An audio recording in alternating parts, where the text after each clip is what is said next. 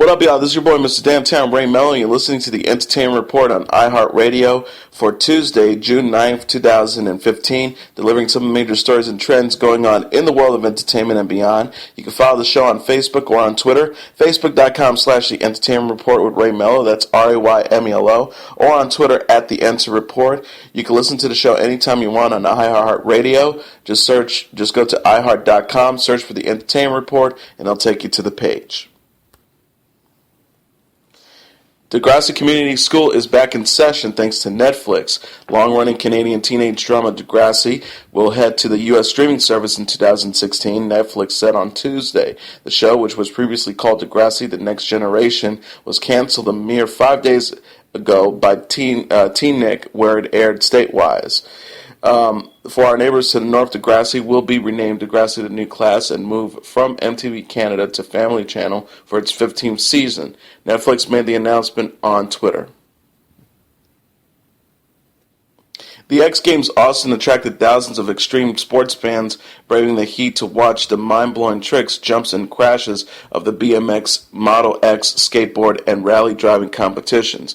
But after dark, it was all about the music, as Metallica provided a fitting soundtrack to the adrenaline-fueled event. The veteran rockers, who first formed in 1981, blasted out a 2-hour set to over 30,000 people packed around the super stage at the Circuit of Americas, with many even on the stage Saturday night, as frontman James Hetfield told the crowd that a number of the X Game athletes used Metallica songs to get amped before they competed. The nighttime Grammy winners played classics including Fuel, Enter Sandman, and Masters of Puppets during their energized set, which even sparked a mosh pit in the VIP section. Earlier in the day, the legendary rockers did a 6-string salute to America with an instrumental version of the Star-Spangled Banner. On Friday night, it was fellow Grammy winner Nicki Minaj's job to entertain the masses on the super stage as she rocked out in skin-tight, checkered, flagged pattern Lavera. Other musical acts throughout the weekend included Penny Whistle, Joywave, Talib Kweli, KITT Inc., and the Glitch Mob. The propaganda self-financed film United Passions failed to score at the box office, making a pathetic $607 in the U.S. on its opening weekend. The unfortunately timed movie dramatizing the founding and history of the world governing body of soccer, FIFA, opened Friday limited release in New York and 9 other cities. Even soccer-mad Europeans had avoided on the on-screen debacle.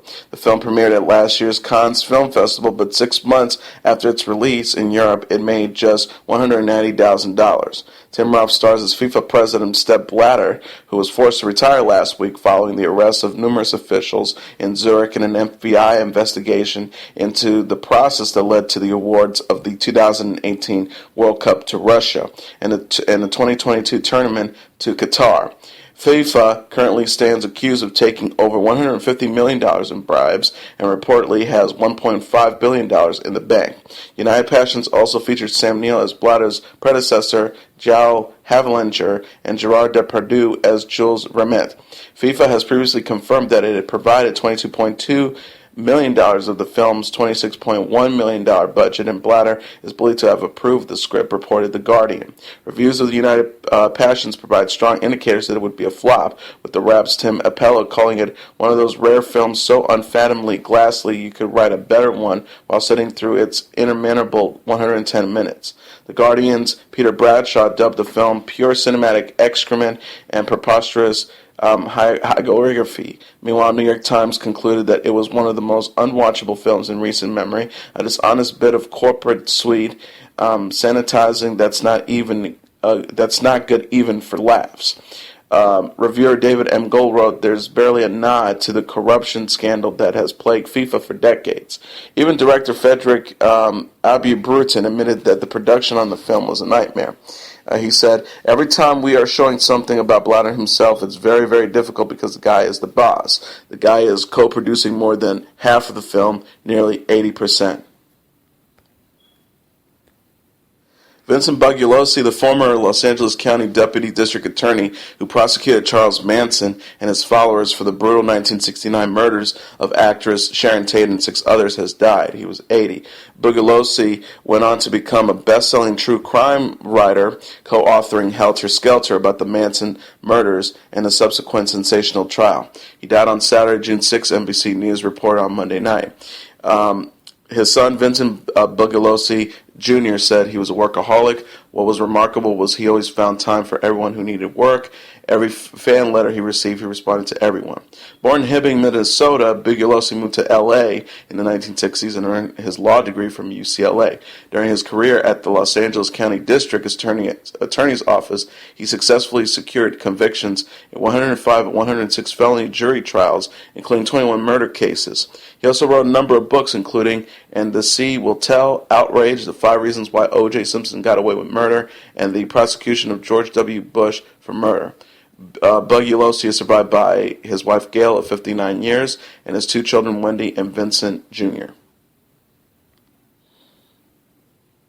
9 years after ATL rolled into theaters, the sequel to the urban drama is inching closer to reality. The film star Lauren London told The Wrap, "There has been movement. We haven't shot anything yet, but I think they're getting it all together." Rapper turned actor T.I., who co-starred in the original film about 4 friends preparing for life after high school, set social media on fire in March when he posted 2 photos on Instagram hinting that a sequel was in the works. He captioned one picture, #ATL2, get ready. The 2006 film was a cult hit, and devoted fans have been clamoring for a follow-up. But Warner Brothers, the studio that distributed ATL, wasn't talking Monday. Given that the film had a production budget of $20 million and took in $21 million at the domestic box office, it's unlikely they participated in a sequel. That would leave T.I. and the producers to find financing for the film. They weren't talking either, but London's convinced the project is coming together. London said, "I know that I am in full participation and I want to do it. I think everybody has signed up to do it, but now it's a matter of handling the business side of it." While the actress revealed she had not yet signed a contract, she promised once the details get worked, she'll definitely be on board. She said, "It's such a good movie for a lot of us and it changed a lot of our lives. We love it. We want to do it again." Caitlyn Jenner's public transition earlier this month was, by most accounts, a success. Her newly minted Twitter account, @Caitlyn_Jenner, quickly surpassed 1 million followers in under 5 hours, and the ESPY Awards announced Jenner would receive the prestigious Arthur Ashe Courage Award for her bravery in publicly coming out as a transgender woman. But while Jenner's reveal received mostly positive reactions from non-transgender people, some in the transgender community have a much different and nuanced response. Zoe Tur, Inside Edition's trans correspondent and host of KFI radio talk show He Said, She Said, told The Wrap, "Caitlyn Jenner is just Kardashian 2.0. I received well over 100 messages from trans women who said they didn't want to transition anymore because they feel that they can never live up to the Caitlyn Jenner ideal." Vanity Fair's glamorous pictures shot by world-renowned photographer Annie Leibovitz, which depicted Jenner draped in designer clothes against a multi-million-dollar Malibu backdrop, had some transgender activists wondering whether Jenner is the right role model for their community. Turd said, "Trans women are feeling that the sexualized photos are actually a fetishized version of what men believe women should look like. It is an unattainable stereotype that will have a reverse effect on trans people." Jenner's wealth has been the center of much debate amongst many in the transgender community who feel that her highly stylist transition puts even more pressure on trans people who don't have the limited resources of the Kardashian family. George Mole, executive producer of Becoming Us, a transgender docuseries which premieres Monday on ABC Family, says Caitlyn is still very much kind of an out-of-reach Hollywood icon who doesn't have to spare any expense to look absolutely fabulous. While I applaud Caitlyn, it is glamorous to a point where it's not anywhere near what the reality is for the vast majority of trans people. This is a sentiment that is also echoed by healthcare professionals. Laura Erickson, Skolroff, an LGBT health and public psychiatry fellow with Columbia University, says she doesn't necessarily represent the experiences of the majority of trans people. I think many are middle or lower class. They're people of color. They don't have access to the necessarily good mental health care, hormones, surgeries, the kind of things that Caitlyn might have access to, being someone who's wealthy. But not everyone agrees. Some experts believe Jenner's glitzy coming is already having a positive effect on trans people. Licensed therapist and president of Gender Wellness of Los Angeles, Casey Weitzman, told the Wrap, I think this is a great thing for the community. What I think the Jenner story will do is get people to have a conversation about it, whether they like the story or not. People at the water cooler are talking about it. Caitlyn is going to help move the cause forward. Weitzman said that the criticism is misplaced. She said, if they have to put a picture of her that wasn't glamorous, there would have been an outcry. It's damned if you do, damned if you don't. In a related story, the legal battles that Caitlyn Jenner faces over a deadly car crash in Malibu are still mounting. Jenner, who has been sued by the stepchildren of Kim Howell, who was killed in the February crash, is now being sued by a third driver involved in the collision. In legal papers filed in Los Angeles Superior Court on Monday, Jessica Steindorf, whose Prius was hit in the collision on the Pacific Coast Highway, claims Jenner, listed in the papers as Bruce Jenner, a.k.a. Caitlyn Jenner, caused her to suffer several physical injuries. The suit obtained by the Wrap claims that Jenner, quote, negligently, carelessly, recklessly, and wantonly drove so as to legally to cause a collision with plaintiff as she was within her vehicle. Earlier this month, former Olympian Jenner, who introduced a new identity to the world on the cover of Vanity Fair last week, was sued by Dana Redman and William Howe, Kim Howe's stepchildren. That suit also alleges that Jenner's vehicle hit Howe's car, pushing it into oncoming traffic. According to the earlier suit, Howe's death, quote, caused plaintiffs to suffer enormous damages and losses. Jenner's legal team has fired back in that suit, claiming that the stepchildren are grown, successful adults who weren't financially dependent on Howe, a claim that the stepchildren attempt to shoot down in their subsequent filing. George Moll, executive producer of the ABC Family Transgender docu-series Becoming Us, thinks his new show will be different from other projects about trans people in the media because of its unique point of view. The story is really about the family and friends of a trans person or persons who have made the choice to live as who they truly are, Moll told The Wrap. I think that's an interesting point of view and a story that really hasn't been told before, especially since it's through the eyes of the children of trans people. Becoming Us follows Ben, an Illinois teenager coping with the fact that his father, born Charlie, is transitioning to a woman named Carly. Ben is supported along the way by his mother Susie and his girlfriend Danielle, whose father is also transitioning. The series premiere comes at a time when the transgender issue is front and center, following Caitlyn Jenner's very public introduction last week on the cover of Vanity Fair. While Moll supports Jenner's transition, he feels her story is not truly a representation of the trans community. He says, I think that what Caitlyn has done is very brave and should be respected. The difference is, and I think trans people in our show have said this on occasion, Caitlyn is still very much kind of an out-of-reach Hollywood icon who can afford, doesn't have to spare any expense to look absolutely fabulous. Mo also said the shoot was incredibly emotional for some of the cast. It was Ben's feeling of abandonment, not really understanding what Carly was doing and why, and then, the very hurt that Susie experienced losing a husband and the anger that comes with any divorce. The executive producer went on to say that he hopes that the show can be a source of hope for those struggling with their identity. Suicide is an epidemic among trans people, and unless people are allowed to live freely without fear of some kind of act of violence and discrimination, the trend will just continue, he said. We need to open up those doors, and I think that's what Becoming Us hopes to do.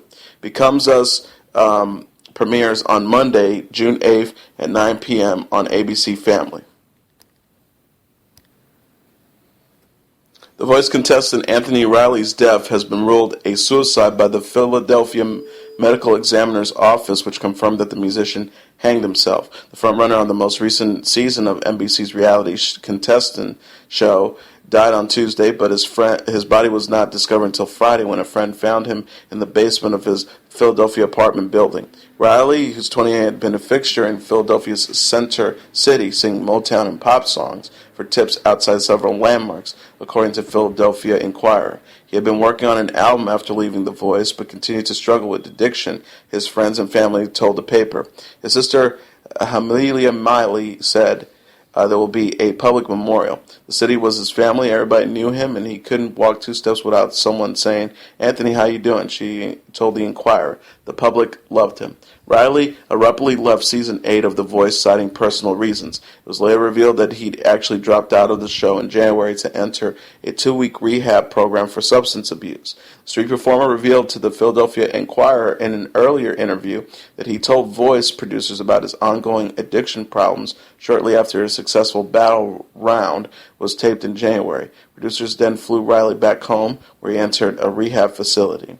Riley said at the time, The Voice wasn't working for me, and I felt like I needed to go instead of taking on more responsibility that I could handle. Akira is alive and well at Warner Brothers, which has hired Daredevil writer Marco Ramirez to adapt the popular Japanese manga. An individual familiar with the project has told The Wrap. Leonardo DiCaprio and his Appian Way Banner are producing with Andrew Lazar, who directed American Sniper, and his company Mad Chance. Warner Brothers executives Drew Correvo and Nick Mavencurve will oversee the reconfigured project for the studio.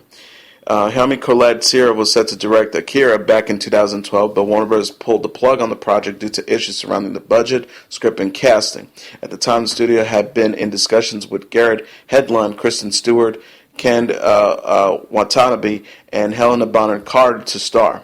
The original Akira manga followed 2 brothers in their rival biker gangs who clash when one of them begins abusing his new telekinetic powers. Ezra Miller had been eyed to play Hedlund's brother, indicating that the studio wasn't interested in the actor long before casting him in his comic book, The Flash. And finally, the top Trans Am, which boasted a keyless ignition system along with studio-created instruments, controls and monitors, is estimated to fetch between $200,000 and $300,000. And all it seems a bit steep, keep in mind that the unit will include call sheets and maps indicating when the vehicle was used on the NBC show Knight Rider, which cast members were present. The auction also includes a number of other iconic show business vehicles, including the Hell's Chariot convertible from the 1978 film Grease, the 1949 Mercury 9GM custom convertible, which was featured in a race against John Travolta's Danny Zuko in the dried-out bed of the Los Angeles River, is expected to draw somewhere between $400,000 and $600,000, and that includes Grease star Olivia Newton-John's signature on the dashboard.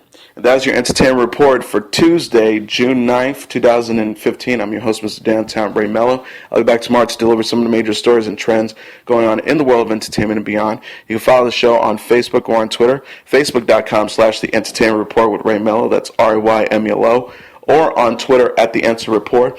You can listen to the show anytime you want on iHeartRadio. Just go to iHeart.com, search for The Entertainment Report, and it'll take you to the page. Have a great day, everybody. I'll see you again tomorrow. Good luck, and God bless you all. Bye.